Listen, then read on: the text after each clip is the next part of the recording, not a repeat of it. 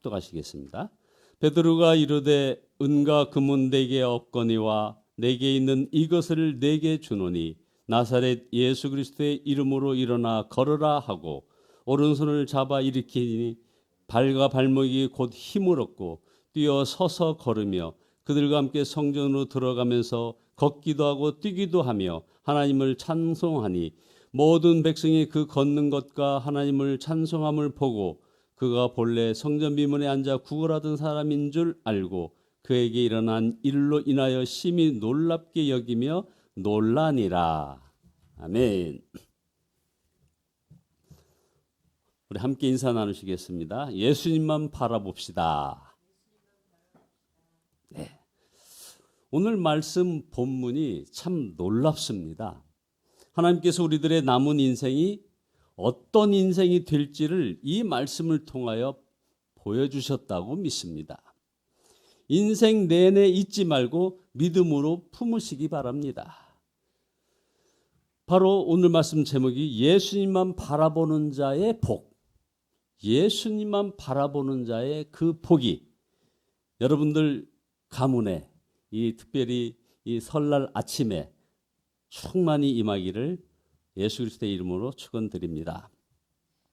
여러분 개개인의 어떤 삶에 있어서도 그리고 우리 교회에서도 하나님께서 오늘 본문 말씀 그대로 나면서 걷지 못하던 자가 이제 예수님의 이름으로 일어나는 이와 같은 기적이 일어나게 되기를 다시 한번 간절히 축원드립니다. 하나님이 주시는 말씀으로 여러분의 삶 속에 그리고 여러분의 가문에 이 말씀이 그대로 이루어지도록 기도하시고 믿고 나아가시기를 바랍니다. 본문을 보면 누구든지 나면서부터 안진뱅이가 된 이 환자가 일어나는 엄청난 기적에 주목하게 됩니다. 당연하죠. 수많은 사람들이 모여들었습니다. 그러나 오늘 본문의 초점은 안진뱅이가 일어난 기적이 아닙니다. 이 점을 깨닫지 못하면 이 말씀은 우리에게 큰 부담이 될 수 있습니다. 기적에 초점을 맞추고 말씀을 보게 되면 말씀을 정확하게 붙잡지 못하게 된다 이 말입니다. 본문이 말하려고 하는 핵심은 바로 기적이 아니라 예수 그리스도였습니다. 사람들이 이 안진뱅이가 걷고 뛰고 찬양하는 것을 보고 놀라서 베드로에게 몰려들자 베드로가 펄쩍 뛰었습니다.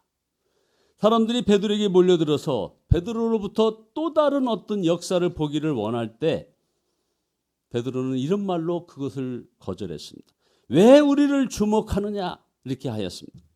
사람들의 반응을 보고 베드로가 너무 당황스러웠다는 것입니다. 이것이 아닙니다. 베드로는 우리가 정말 보아야 할 것이 무엇인지 사도행전 3장 16절에서 분명히 말씀합니다.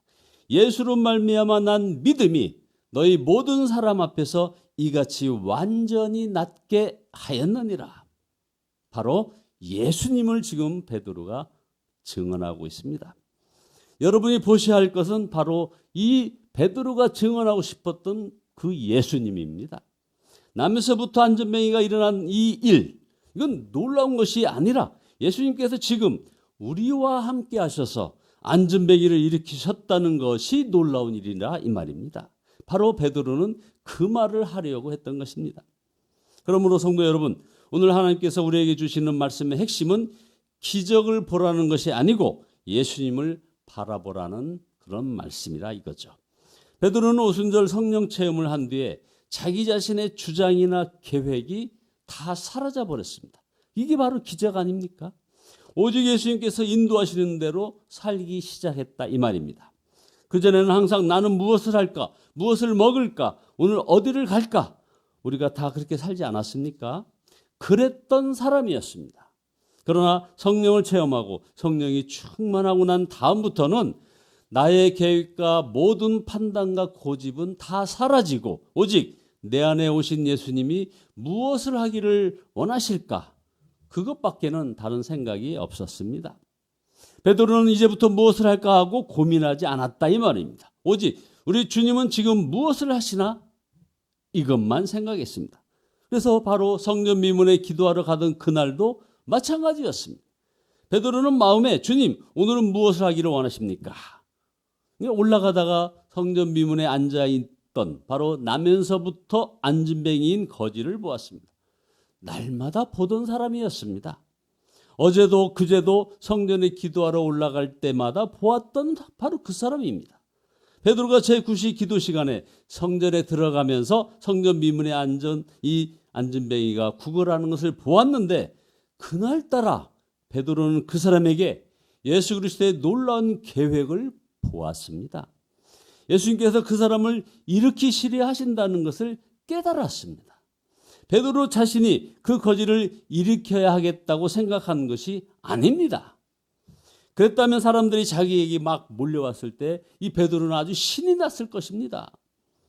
그래서 그에게 다가갔습니다. 그리고 베드로는 내게 있는 것으로 내게 주노니 나사렛 예수의 이름으로 일어나 걸어라, 이렇게 했습니다. 베드로가 예수님의 이름으로 일어나라고 한 것은 어떤 무슨 주문을 말한 것이 아닙니다. 예수님께서 당신을 일으키시기 원하신다는 말을 한 것입니다. 예수님의 이름에는 능력이 있다고 하니까 뭐든지 예수님의 이름으로 구하면 역사가 일어나겠지. 여러분, 실제로 그렇지 않음을 우리는 보고 있지 않습니까? 예수님의 이름은 능력이 있지만 그것을 주문이라고 생각하게 되면 그러면 실망스러운 것입니다. 오늘 예수님께서 너를 일으키시기를 원하시니 너는 아멘하고 일어나라 하는 것입니다. 예수님의 마음이 베드로의 마음에 충만했다는 것입니다. 그러면 예수님께서 왜 그 안진뱅이가 일어나게끔 하셨을까요? 예수님의 뜻은 그를 긍휼히 여김도 있었겠죠. 뿐만 아니라 전도의 문을 열기 위함이었습니다. 그 사람을 통해서 사람에게 복음을 들을 수 있는 귀를 열게 하시려고 그런 것입니다. 실제로 이 사건을 목격한 많은 사람들이 베드로에게 모였고 베드로는 예수 그리스도를 전했습니다. 그날 5천 명이 구원함을 받았다고 했습니다. 예수님이 그 일을 행하신 목적은 복음을 듣게 하고 5천 명이 구원을 얻게 하시기 위함이었습니다. 그날 5천 명의 병자들이 고침받은 것이 아닙니다. 예루살렘에 기적의 무슨 치유병원이 생기고 베드로가 병원장이 된 것도 아닙니다. 그래서 병든 사람들을 계속 고쳐주었다는 것도 아니었습니다. 우리 주님의 목적은 거기에 있지 않았습니다. 기적을 행하셨지만 그들이 영생을 얻는 복음을 듣고 그들을 구원해 주시려고 하셨다는 것입니다. 기적이 그들을 구원한 것이 아니라 이 말입니다. 여기서 우리 여러분 분명히 아셔야 됩니다. 기적이 그들을 구원한 것이 아닙니다. 기적은 단지 복음을 듣는 귀를 열기 위함이었습니다. 기적을 보고 놀란 사람들이 이제 복음을 듣게 되었고 복음을 듣고 믿은 자들은 구원함을 받은 것입니다. 이것이 이날 예수님의 계획이었습니다. 앞으로 우리 2022년도에도 우리에게도 저와 여러분에게도 기적이라 할 만한 일이 많이 일어날 것입니다. 하나님께서 이미 그와 같은 역사를 예배 때마다 행하고 계십니다. 그러나 우리는 기적이 일어날 때마다 기적이 아니라 더욱 예수님을 바라봐야 한다는 것을 명심하셔야 합니다. 그 일을 행하시는 분이 예수님이라는 사실, 예수님은 지금도 우리와 같이 계시구나, 우리 가운데 역사하시는구나, 그 예수님을 바라보게 하시는 것이 기적을 일으키시는 하나님의 뜻이라는 말입니다. 여러분, 이것은 듣기는 쉬워도 극복하기 어려운 문제입니다. 하나님은 말씀하십니다. 안진뱅이를 일으키려 하지 말라. 오직 예수님만 주목하고 예수님만 품으라. 주께 순종하기만 하라. 성령 충만한 베드로의 눈에는 그 예수님이 크게 보였습니다. 6절에 내게 있는 것으로 내게 주노니 나사렛 예수 그리스도의 이름으로 일어나 걸어라. 바로 이것이 성령 충만함입니다. 성령 충만이란 항상 내게 있는 예수 그리스도가 크게 보이는 것입니다. 어떤 문제보다도 예수님이 더 크게 여겨지는 것입니다. 문제는 콩알만큼 작게 보이는 것입니다.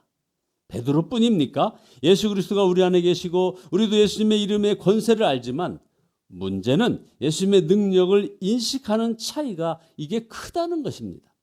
우리는 삶의 위기가 올 때 그 문제가 커 보입니다. 그 말은 예수님이 작게 보인다는 것입니다. 우리가 무슨 일을 하기에 앞서서 먼저 성령 충만을 구하는 것은 우리와 함께 하시는 예수님의 능력이 심히 크게 여겨져 어떤 문제나 어려움도 아무것도 아닌 것처럼 보이는 그런 내적 증거가 있기를 기다리는 것입니다. 그래서 이것이 사도행전 1장 4절에 예루살렘을 떠나지 말고 내게서 들은 바 아버지께 약속하신 것을 기다리라, 이렇게 말씀대로 사는 것이죠. 그 후에 말도 하고 결정도 하고 행동도 해야 오늘 말씀처럼 예수 그리스도의 역사가 일어나는 것입니다. 내 안에 계신 예수님이 분명히 믿어지고 그 예수님이 세상보다 더 크게 느껴지도록 기도를 먼저 한 다음에 무슨 일이든지 하라는 것입니다. 그러면 이제부터 여러분 생애가 우리 주의 역사심을 날마다 일마다 경험하고 사는 것이 되는 겁니다. 어떤 목사님이 아주 이것을 재미있게 표현했습니다. 그 목사님은 어려운 문제가 생길 때마다 하나님께 기도를 하는데 그냥 기도하는 것이 아니라 그 문제가 작아질 때까지 기도한다는 것입니다. 처음에는 아주 산같이 느껴지던 문제가 점점점 작아져서 나중에는 콩알처럼 작아진다는 겁니다. 그러면 그것을 홀라당 입에 넣어버리면 그것으로 끝난다는 겁니다. 표현이 재미있게 하셨지만 이것이 믿음으로 세상을 살아가고 세상을 이겨나가는 성도들이 살아가야 하는 방법인 것입니다. 결론입니다. 우리가 돈이 없어서 불행하다, 돈이 없어서 못한다, 나는 배우지 못해서 못한다, 나는 뭐 어디가 몸이 좀 불편해서 못한다, 나는 나이가 많아서 못한다는 이 말은 거짓말입니다. 여러분, 예수님을 바라보지 않고 있기 때문에 그런 반응이 나오는 겁니다. 베드로는 오히려 돈이 없어서 돈으로는 할 수 없는 더 크고 놀라운 일을 하지 않았습니까? 베드로는 사실 너무나 평범한 사람입니다. 그는 결코 나면서 안진뱅이가 된 자를 일으켜낼 수 없는 사람입니다. 그러나 베드로는 그 일을 했습니다. 오직 그와 함께 계신 예수님을 바라보았기 때문입니다. 여러분, 어떤 것 때문에도 위축되지 않기를 축복합니다. 우리와 함께 하시는 예수님을 바라보시기 때문입니다. 여러분, 기적을 바라보면 우리가 오히려 더 크게 실족합니다. 그러나 예수님을 바라보면 그때부터 이제 놀라운 기적의 삶을 살게 되는 것입니다. 성도 여러분, 꿈과 같은 말씀을 우리에게 주셨습니다. 이 말씀이 그대로 여러분의 삶에 성취되게 하십니다. 우리도 우리 안에 계신 예수님을 바라보며 그 예수님께서 지금 우리 자신과 우리 가정과 가문과 교회에서 하시려고 하는 일에 대하여 눈이 뜨여지기를 축원합니다. 그 어떤 것 때문에 위축되지 않기를 축복합니다. 우리와 함께 하시는 예수 그리스도를 바라보시는 여러분 가문 되시기를 예수 그리스도의 이름으로 축원합니다. 기도드리겠습니다. 전능하신 하나님을 찬양합니다. 기적과 같은 저희들의 삶을 인도하여 주셨건만 저희들은 여전히 또 다른 기적을 바라보며 믿음 없는 자의 모습을 보였음을 고백합니다. 주여 용서하여 주시옵소서. 온전히 십자가 구원을 바라보고 감사하며 주님과 동행하는 저희들의 삶이 되어지게 이 새해 아침에 주님께서 축복하여 주시옵소서. 아버지 하나님, 그래서 우리 예수님께서 지금 우리들의 자신, 가정, 가문, 교회에서 하시고자 하는 일에 대하여 저희들의 눈이 뜨여지기를 원합니다. 아버지 하나님, 그 어떤 것 때문에도 위축되지 않는 저희들의 삶의 여정이 되어지게 축복하여 주시옵소서. 그러나 온전히 함께 하시는 예수 그리스도를 바라보는 아버지 하나님 저희들 되기를 소원하옵고 예수 그리스도의 이름으로 기도드리옵나이다. 아멘. 438장입니다. 438장입니다.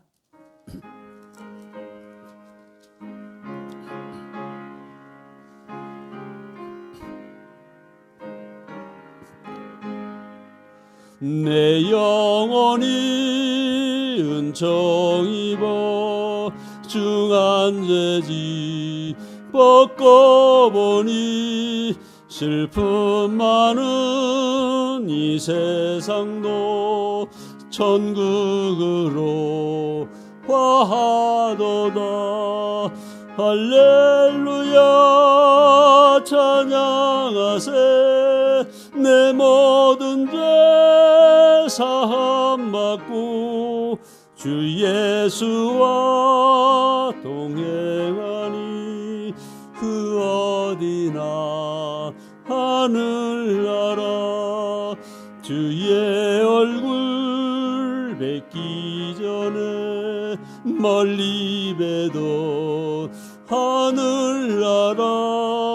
내 맘속에 이루어지니 날로 날로 가깝도다. 할렐루야 찬양하세.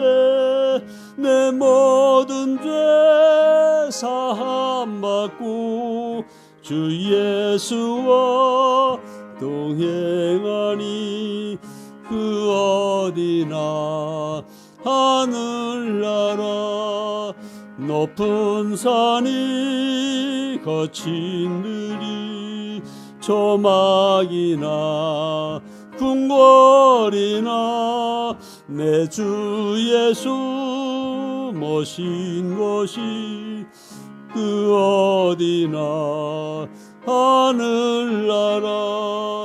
할렐루야 찬양하세.